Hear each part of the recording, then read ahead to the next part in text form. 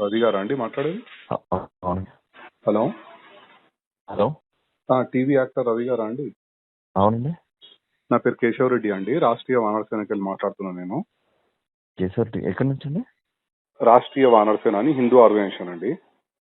చెప్పండి సార్. మీరు సుడిగాలి సుధీర్ కలిసి ఒక స్క్రిప్ట్ చేశారు కదా, నందీశ్వరుడు అది చూస్తే ఏదో నాకు మీరు దేవుడు కనిపిస్తే అంటే అతనేమో అమ్మాయి కనిపిస్తుంది అని చెప్పి.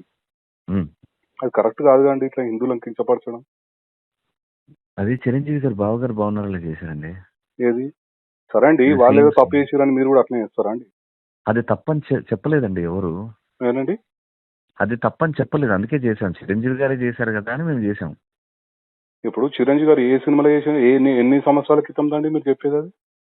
అది ఒక 20 సంవత్సరాలు అయింది వచ్చండి. సరే, 20 సంవత్సరాల కింద ఏదో చేసిరు, సో మీరు రిపీట్ చేస్తారా అండి? మీరు కూడా చదువుకున్న వాళ్ళే కదా. అంటే మాకు ఆయన అంటే ఇష్టం సార్, ఆయన ఏం చేసినా ఇష్టం అంటే ఇప్పుడు తప్పు అయినా సరే మీరు చేస్తారా? మీరు తప్పని చెప్పాలి కదా సార్. అప్పుడు మీరు చిరంజీవి గారికి అప్పుడే చెప్తే మాకు తెలుస్తుంది కదా సార్ తప్పని. ఏమండి, మేము ఆ సినిమా ఏందో మీరు చూడలేదు, మీరు ఏ సినిమా గురించి చెప్తారో మాకు తెలియదు. మీరే 20 సంవత్సరాల క్రితం super duper hit cinema sir. నేను చూడలే అండి, మాకు అనవసరం మాకు సినిమాల గురించి. నేనేమంటున్నా, సమాజాన్ని కించపరిచే విధంగా చేస్తున్నారని నేను అడుగుతున్నాను.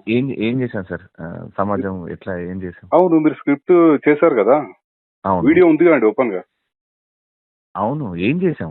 ఏందా అందుకెళ్ళి అమ్మాయి కనిపిస్తుందని ఎలా అంటారండి మీరు? శివుని దాంట్లోకెళ్ళి నందిని చూసుకుంటా అంటే ఇప్పుడు అమ్మాయిలు గుడిలో తిరుగుతూ ఉంటారు కదండి. అయితే ఇప్పుడు ఆయన అట్లా కొమ్మలతో దేవుడిని చూద్దాం అనుకున్నాడు, కానీ అమ్మాయి మధ్యలో వచ్చింది. ప్రదక్షిణలు చేస్తుంటారు కదా సార్, అప్పుడు ఈ అమ్మాయి మధ్యలో వచ్చింది. ఏమైంది, కనిపించారా స్వామివారు అంటే అమ్మవారు కనిపించారు అంటారు.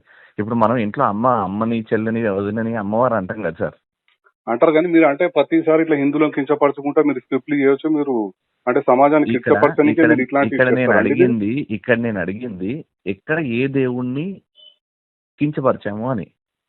అవునండి, మీరు ఇప్పుడు నందీశ్వరుడు సుధీర్ చూసి ఏం చూసాడు? శివుని చూసిండా అండి? శివుడు కనబడలేదండి, మధ్యలో అమ్మాయి ఉంది.